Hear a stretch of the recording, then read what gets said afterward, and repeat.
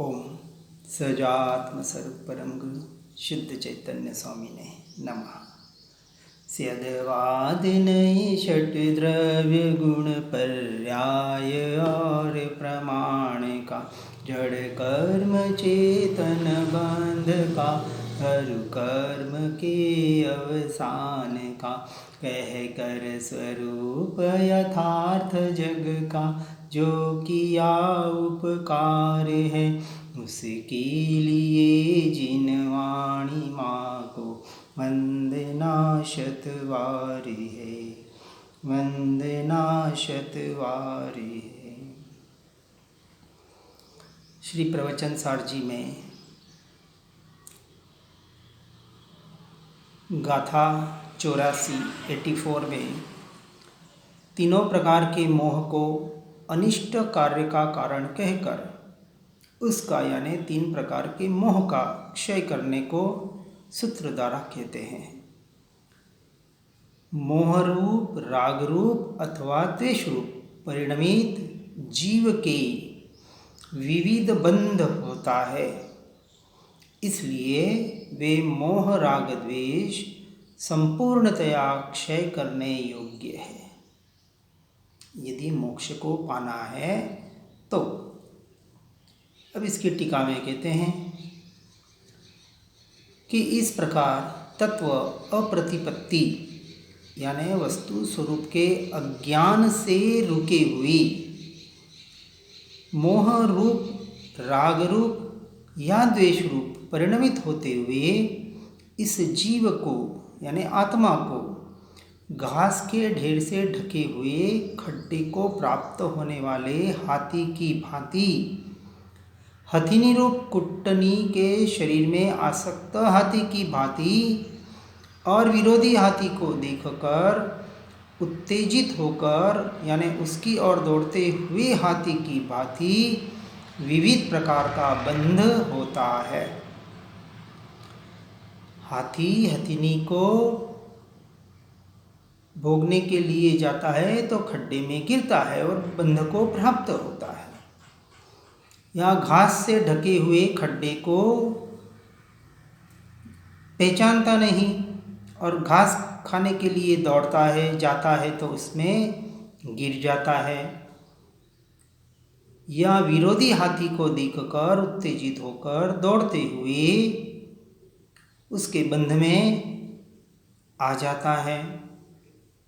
इसी प्रकार जीव अनादिकाल से इन बाहर के इंद्रियों जनित परिणामों में आसक्त होकर बंधन को प्राप्त हो रहा है।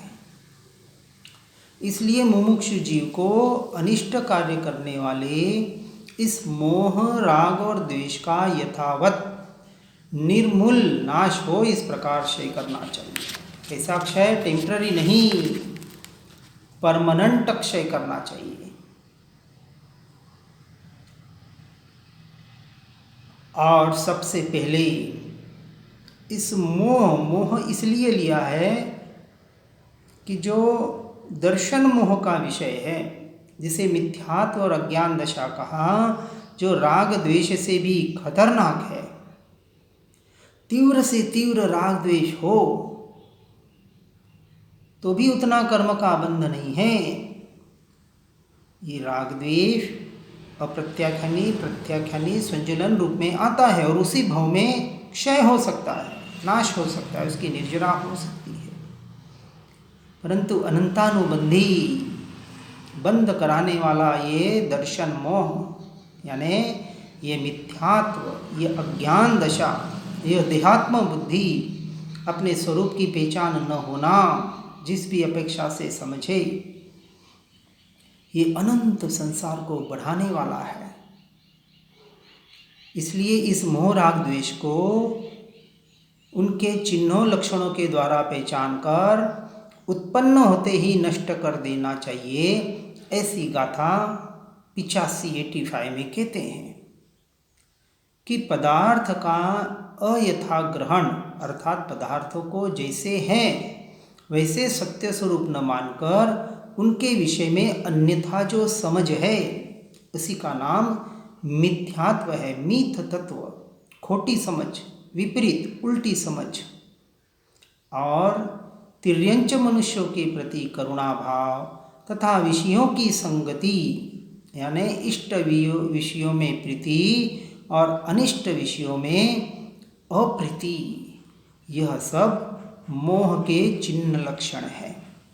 चिन्ह लक्षण सबसे पहले क्या बताया कि वस्तु का, छह द्रव्यों का यानी जीव अजीव का यथार्थ स्वरूप आज दिन तक नहीं समझा। जीव को जीव और अजीव को अजीव, और सबसे बड़ा अजीव तत्व यह पुद्गल मन वचन काया कर्म, कर्म के उदय, ये सारे पर द्रव्य और उसके निमित्त से उत्पन्न होने वाले ये पर भाव, मोह राग द्वेष के भाव, जो जीव को संसार परिभ्रमण का कारण बनते हैं, कर्म बंध का कारण बनते हैं। इसलिए उसकी टीका में कहते हैं कि पदार्थों की अयथातथ्य रूप प्रतिपत्ति के द्वारा यानी वास्तविक समझ न होने की वजह से और तिर्यंच मनुष्य प्रेक्षा योग्य होने पर भी उनके प्रति करुणा बुद्धि से यानी जो दया दान, बाहर जो धर्म के नाम पर भी जो भटकना हो रहा है, पदार्थ जैसा है वैसा नहीं समझता, अन्य रूप से समझ रहा है। शरीर को, मन वचन काया की क्रिया को अपनी आत्मा की क्रिया मानकर कर्म का निरंतर बंध कर रहा है। और जो प्रेक्षा योग्य यानी सिर्फ साक्षी भाव में रहने वाला, दृष्टा ज्ञाता रूप से मध्यस्थ भाव से देखने योग्य, ऐसे पर परिणामों से एकत्व कर रहा है। इष्ट विषयों की आसक्ति से राग को और अनिष्ट विषयों की अप्रीति से द्वेष को जानकर इस प्रकार तीन लिंगों के द्वारा यानी ये तीन प्रकार का मोह, कौन सा? मिथ्यात्व या अज्ञान दशा सबसे बड़ा मोह, और राग द्वेष जो चारित्र मोह के परिणमन है। इस प्रकार मोहनीय कर्म के दो भेद, दर्शन मोह और चारित्र मोह, यानी मिथ्यात्व अज्ञान दशा ये दर्शन मोह के परिणाम और राग द्वेष ये चारित्र मोह के परिणाम। तो चौथे गुण स्थानक में सम्यक दर्शन में पहले दर्शन मोह जाता है यानी मिथ्यात्व जाता है, और यह मात्र देहात्म बुद्धि का ही नहीं, अगृहित यानी जो अनादि से यह देहात्म बुद्धि चल रही है, मैं मेरापना पर द्रव्य पर भावों में चल रहा है, और गृहित मिथ्यात्व यानी इस भव की हमारी जो धर्म के नाम पर मान्यताएं हैं, इन सबको जड़ मूल से उखाड़ कर पहचान कर तत्काल ही उत्पन्न होते ही उनको नष्ट करने का प्रयास करना, पुरुषार्थ करना, और यह एकमात्र भेद ज्ञान और भेद विज्ञान के द्वारा ही हो सकता है। ज्ञान स्वभावी भगवान आत्मा के आश्रय से ही हो सकता है। इसलिए अब मोक्ष करने का उपायांतर यानी दूसरा उपाय विचारते हैं। गाथा 86 में जिन शास्त्रों द्वारा यानी जिनेन्द्र परमात्मा द्वारा केवली प्ररूपित इन शास्त्रों के द्वारा भावलिंगी मुनियों के द्वारा इस छद्मस्त वाणी को प्रत्यक्ष आदि प्रमाणों से पदार्थों को जानने वाले के नियम से मोहोपचय यानी मोह का उपचय यानी संचय समूह क्षय हो जाता है। यह मोह का समूह कौन सा? मिथ्यात्व राग द्वेष। राग द्वेष अज्ञानता मुख्य कर्मणी ग्रंथि, ग्रंथ यानी गांठ, ये तीन चीजें। और इस शास्त्र का सम्यक प्रकार से अध्ययन करने से, उसको समझने से, इसको जड़ मूल से उखाड़ने का उपाय हमें प्राप्त होता है। लेकिन उपाय प्राप्त हो जाए और उपाय न करे तो डॉक्टर वैद्य दवा बता दे, और यदि हम उस दवा को ग्रहण न करें तो फिर वो दवा असर कैसे करेगी और रोग को दूर कैसे करेगी? हम सिर्फ पढ़ रहे हैं, सुन रहे हैं, लेकिन इसको ग्रहण नहीं कर पा रहे। जो ग्रहण कर लेते हैं उनका काम हो जाता है। द्रव्य गुण पर्याय स्वभाव से, अब टीका में कह रहे हैं कि द्रव्य गुण पर्याय स्वभाव से अरहंत के ज्ञान द्वारा आत्मा का यानी स्वयं का उस प्रकार का ज्ञान मोहक्षय के उपाय के रूप में पहले प्रतिपादित किया गया था, वह वास्तव में उपायांतर की अपेक्षा रखता है। तो वह उपायांतर क्या है? तो कहते हैं कि जिसने प्रथम भूमिका में गमन किया है, ऐसे जीव को जो सर्वोपज्ञ होने से यानी सर्वज्ञ द्वारा जाना हुआ कहा हुआ होने से सर्व प्रकार से अबाधित है, उसका पहले स्वीकार। सद्देव सद्गुरु सत्शास्त्र को यथार्थ रूप से उनका श्रद्धान ऐसे शब्द प्रमाण को प्राप्त करके क्रीड़ा करने पर उसके संस्कार से विशिष्ट संवेदन शक्ति रूप संपदा प्रकट करने पर यानी सहृदय जनों के हृदय को आनंद का उद्भेद देने वाले, यानी शास्त्र में जिस समय जिस भाव का प्रसंग होता है उस भाव को उस प्रकार से अपने हृदय में ग्रहण करने वाला सच्चा पंडित है।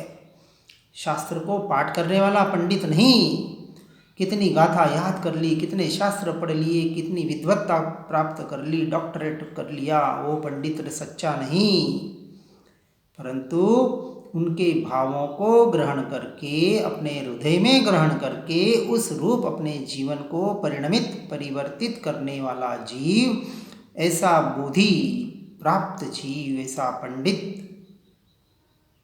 यही वास्तविक उसकी स्फुरना को, उसके आनंद को प्रत्यक्ष प्रमाण से अथवा उससे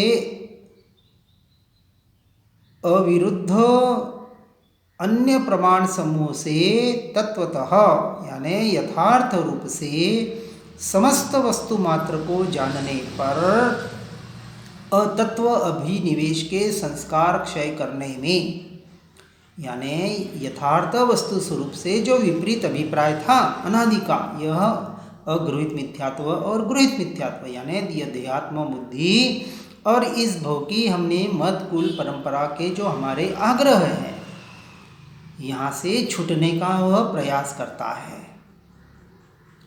और इस प्रकार से यानी सद्देव सद्गुरु सत्शास्त्र का श्रद्धान, सद्धर्म का श्रद्धान उसे कहा जो वास्तविक तत्वों को जीव के भेद को जानकर समझकर उसके अनुरूप अपना जीवन जीता है, उसे कहा तत्वार्थ श्रद्धानम सम्यक दर्शनम, क्योंकि उसके द्वारा जीव की पहचान की।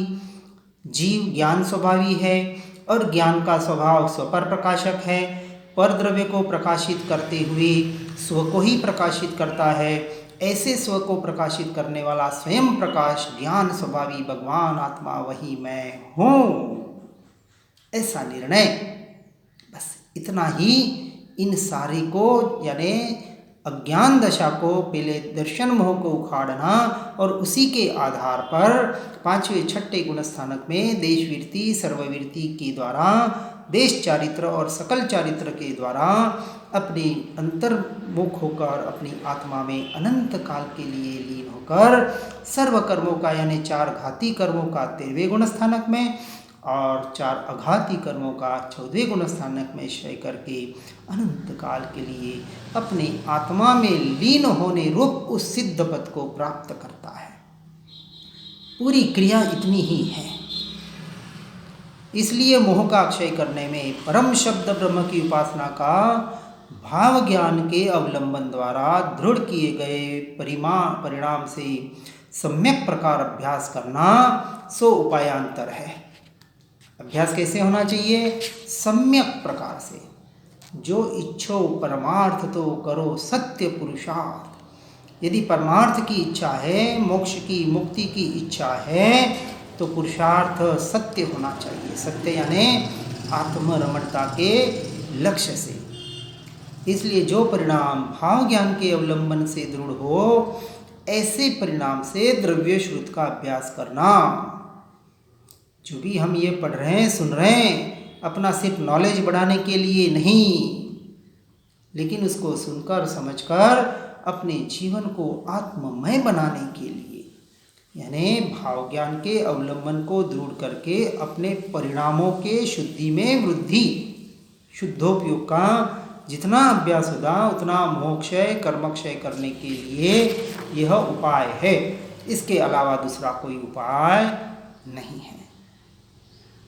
अब जिनेंद्र के शब्द ब्रह्म में अर्थों की व्यवस्था यानी पदार्थों की स्थिति किस प्रकार है, भी शास्त्रों को समझना है। तो किस प्रकार, वह गाथा 87-87 में बता रहे हैं कि द्रव्य गुण और उनकी पर्यायें अर्थ नाम से कही गई है। उनमें गुण पर्यायों का आत्मा द्रव्य है, यानी गुण और पर्यायों स्वरूप सत्व द्रव्य ही है, वे भिन्न वस्तु नहीं है। इस प्रकार जिनेंद्र का उपदेश है। द्रव्य गुण पर्याय सहित एक द्रव्य यानी एक जीव, मैं आत्मा, मेरे अनंत गुण और एक एक गुण की अनंत पर्यायें, ये सब इन तीनों की एक रूपता का नाम द्रव्य है और वो मैं हूँ, मैं आत्मा। द्रव्य गुण और पर्यायों में अभिधेय भेद होने पर भी अभिधान का अभेद होने से वे अर्थ है, अर्थात द्रव्य गुण पर्यायों में वाचक का भेद होने पर भी वाचक में भेद न देखे तो अर्थ यानी प्रयोजन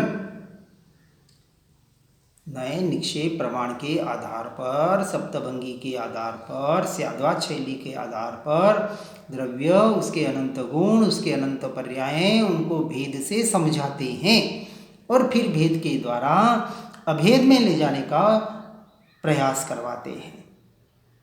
इसलिए उनमें इन द्रव्यों गुणों और पर्यायों में से जो गुणों को और पर्यायों को प्राप्त करते हैं, वहाँ तक पहुँचते हैं, अथवा जो गुणों और पर्यायों के द्वारा प्राप्त किए जाते हैं, पहुँचे जाते हैं, ऐसे अर्थ यानी पाना, प्राप्त करना, पहुँचना, अर्थ अर्थात प्रयोजन, जो पाए, प्राप्त करे, पहुँचाए, उसे अर्थ कहा गया है। इसलिए तत्वार्थ, तत्व और अर्थ यानी वो तत्व जो जैसा है वैसा वहाँ पहुँचाए। अर्थ का मतलब क्या होगा, जो प्राप्त कराए, पहुँचाए, ऐसा तत्व यानी जीव को जीव और अजीव को अजीव रूप परिणमित कराए, उसका निर्णय कराए, उसका यथार्थ श्रद्धान कराए, वह उसका नाम सम्यक दर्शन है। इसलिए निरंतर हमें दो द्रव्यों के स्वरूप को, स्वभाव को समझकर पर द्रव्य पर भावों से हटकर एकमात्र आत्मरमणता का भेद ज्ञान, भेद विज्ञान के द्वारा उपाय करना, यही एकमात्र हमारी सच्ची साधना और आराधना है। बस सम्यक दर्शन, सम्यक ज्ञान, सम्यक चारित्र पूरा इस पर ही आधारित है। कहीं से भी समझे, किसी भी रीत से समझे, परंतु समझना तो यही है। इसलिए जो आश्रयभूत द्रव्यों के द्वारा प्राप्त किए जाते हैं, पहुँचे जाते हैं, ऐसे अर्थ वे गुण हैं। और जो द्रव्यों को क्रम परिणाम से प्राप्त करते हैं, पहुँचते हैं, अथवा जो द्रव्यों के द्वारा क्रम परिणाम से यानी क्रमशः होने वाले परिणाम के कारण प्राप्त किए जाते हैं, पहुँचे जाते हैं, ऐसे अर्थ वे पर्याय हैं। गुण परमानेंट है, द्रव्य के आश्रयभूत सारे गुण हैं, और पर्याय हर क्षण उत्पादव्यय हो रही है, परिणमित हो रही है, परिवर्तित हो रही है। इस अपेक्षा से पर्याय यानी जीव की उस द्रव्य की अवस्था निरंतर बदल रही है। बदलती होने के कारण उसे कथनचित भिन्न कहा, परंतु आत्मा से ही, द्रव्य से ही उत्पन्न होने के कारण उसे कथनचित अभिन्न भी कहा। और जब द्रव्य दृष्टि का विषय होता है तब द्रव्य गुण पर्याय तीनों की अभेद परिणाम को, अखंड एक परिणाम को उस परिपूर्ण घनपिंड त्रिकाली ध्रुव तत्व की ओर दृष्टि ले जाने का प्रयास कराया जाता है। बार बार ये जो यहाँ बताया जा रहा है, हम इसी का अभ्यास कराने का प्रयास करवा रहे हैं। इस सब से यही समझना है। इसलिए इस बात को अच्छी तरह से समझकर, जिसे सोने की सुवर्ण के उपमा के द्वारा भी समझाया जाता है कि सुवर्ण में सोने में पीलापन इत्यादि गुण है और उसका परिणाम कुंडल, कड़ा आदि पर्यायों में उनका परिणमन होता है। फिर भी सोना सोना ही है। जैसे सोने के गुण पीला है, ठोस है, चिकना है, घन है, ये गुण, और उसके जो आभूषण बने, चेन बनी, नथनी बनी, चूड़ी बनी, बंगड़ी बनी, अंगूठी बनी, हार बना, जो भी बना, ये उसकी पर्याय है। लेकिन फिर भी सोना तो सोना है। हम बंगड़ी के उसको कहेंगे सोने की बंगड़ी। यदि प्योर सोने का बिस्किट देखेंगे तो कहे सोने का बिस्किट। तो सोना सब में व्याप्त है। सुवर्ण से वह अपृथकत्व होने से उनका, यानी उस सुवर्ण ही समान यह आत्मा है।